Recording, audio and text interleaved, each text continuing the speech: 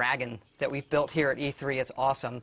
We wanted to give all the fans and the audience at Game Trailers and Spike a sneak peek. All right, cool. Here we go. This is Skyrim. It looks beautiful.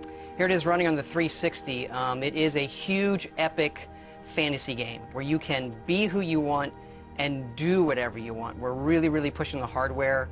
We've rewritten all the graphics, all of the gameplay this go-around, and we just want to fill a world with detail. All the little things. You can look at these plants, so micro detail, macro detail. You can walk to the top of that mountain. If you've played our stuff, you know these are huge games that are wide open for you to explore and do what you want. We have a new animation system, so you can play in third person. So some nice blending on the character. That is Dragonborn. That is, you can be whoever you want, male or female. This is the character we're showing. So a lot of people like to play in third person, so it's a real viable option this go around. You've got wildlife. You've got the world is really alive. Really, really alive. That's what we push for. And it's you are who you play. The right trigger does your right hand. The left trigger does your left hand. And so as opposed to picking a character, you just be who you want, do what you want. So now I'm kind of being a battle mage, where the left trigger is casting this healing spell, and I can put that in any hand if I want. So right trigger, and then left trigger. Dual wield spells, and you power up. What's cool is if you pull both triggers at the same time, you get a more powerful version of that spell. Now we're headed up high up into the mountains where it gets snowy to this Nordic ruin. This is one of our over 150 dungeons that we have in the game, and the ancient Nords used to worship dragons. So here we are inside the dungeon with our bow. We do have a lot of cool stealth gameplay as well. So we really want to pay off on all of those different styles of gameplay, whether it's stealth, melee, magic.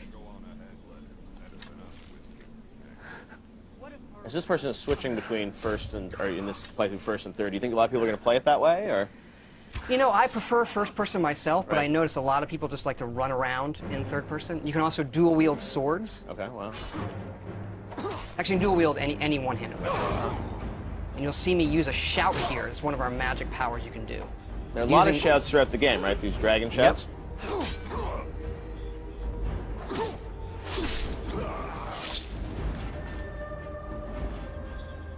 And up here we're seeing the undead, the Draugr, who live in this Nordic ruin. Using a flame spell in my left hand, sword in my right. And then another shout power. And how do you gain these shout powers throughout the game? You'll see some of that coming up, actually. But you learn the words, and then you have to unlock the ability to use them. So you learn these words of power in the dragon language. And the dragons in the game are a big feature, and when they're doing things, they're using the words as well. There are staves you can use to light areas of dungeons on our way out of this dungeon. We use water as a nice feature to guide you out sometimes as well.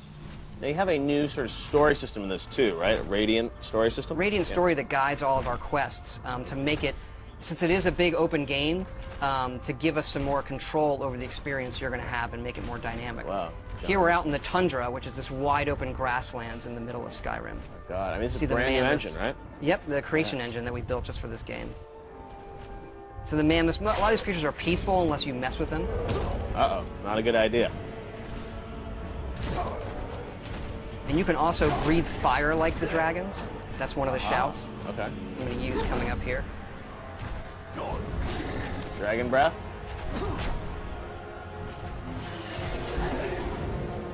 Aha.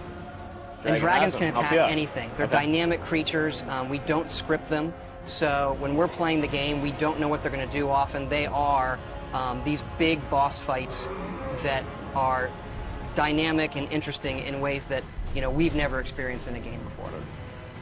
Now, I read a rumor online this week that the game is over 300 hours, or you can spend at least 300 hours in the game. There is at least 300 hours in it. We kind of have stopped counting. There was so much stuff in this game.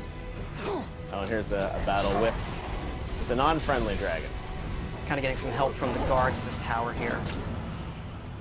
And then when they die, you absorb their souls, and this allows you to unlock words of power, shouts that you've learned, and power them up. And then we also have fights in the game in times where there are multiple dragons. So here comes another one up there, a frost dragon. They're even more powerful than the dragon that I just defeated with the help of the guards. And what's cool about this game is, dragons are not just going to come into the, the final 10% of the game. I mean, you're going to see them throughout the game, right? They are creatures like any other, and you see them not from the initial get-go, but you see them throughout the game, yes. I was reading your character sort of starts this game, you're on your way to your execution, is that true? You are being led to your execution. This is another shout there, Storm Call. So this calls a storm that brings lightning down to defeat your enemies, one of the more powerful shouts.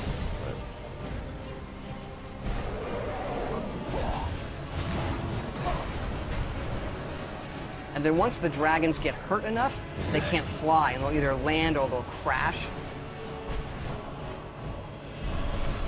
And how will your relationship with these dragons change throughout the game? I mean, obviously, there's some that will be friendly to you. I don't want to quite spoil it yet, but they all aren't out to destroy the world, and why they're back and what they want is part of the mystery of the main quest in the game that you're going to uncover. Wow, very cool. Justine, are there any questions from fans for Todd? I have a question here from Jerry V on Facebook. Says, love the guilds in Oblivion. I wonder if the factions are going to return. Do you think it'll happen? We do have factions returning. Our three main factions are the College of Winterhold, which is like for the mages, the Companions, which is our warrior guild, and then the Thieves Guild, of course. Right. Very cool. And there's the beautiful Skyrim logo, and the date we know is going to be 11/11/11, which is coming out in November. Very cool. Justine, any more questions? Let's see, Player22 on Twitter says, loving the new engine. Can't wait to see more. Curious with how many environments they will have in Skyrim.